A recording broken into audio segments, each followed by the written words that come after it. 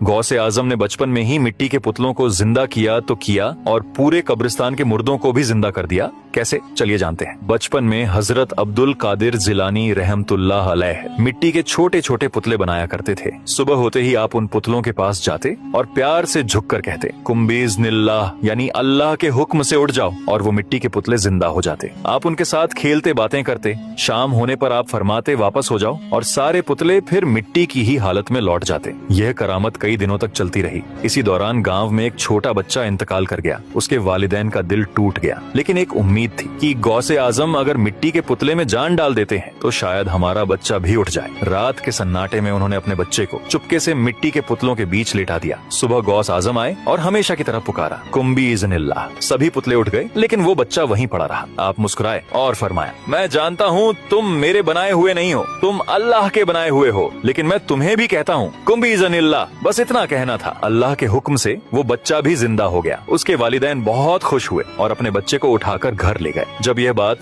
गौसे आजम के वालिद को मालूम हुई तो वह गुस्से में बोले, तुम अपने बनाए हुए को जिंदा करते थे, अब अल्लाह के उठाए हुए को भी उठा दिया, और डंडा लेकर आपके पीछे दौड़ पड़े। गौसे आजम भागते भागते कब्रिस्तान की तरफ दौड़ पड़े और हंसकर पुकारा, भागो ए कब्र वालों, वरना मेरे वालिद तुम्हें भी मारेंगे। बस यही कहना था कि अल्लाह के हुक्म से कब्रें फट गईं। मुर्दे कफन सर पर लिए बाहर आ गए और आपके साथ भागने लगे। कुछ देर बाद आपके वालिद ने आवाज दी, ए अब्दुल कादिर, रुक जाओ। आप रुक गए और मुर्दों से फरमाया, अपनी कब्रों में वापस चले जाओ। सभी मुर्दे उसी वक्त अपनी अपनी कब्रों में लौट गए। आपने अदब से कहा, अब्बू जान, अच्छा हुआ आपने रोक लिया, वरना ये लोग कयामत तक कफन सर पर लिए चलते रहते। यह वाकया साबित करता है कि अल्लाह ताला अपने नेक बंदों को ऐसी करामातें देता है जो आम इंसान की समझ से बहुत ऊपर होती हैं। अगर आप भी गौसे आजम के सच्चे दीवाने हैं और ये वाकया आपके दिलों को छू गई तो दिल से लिखिए सुभान अल्लाह और लाइक सब्सक्राइब जरूर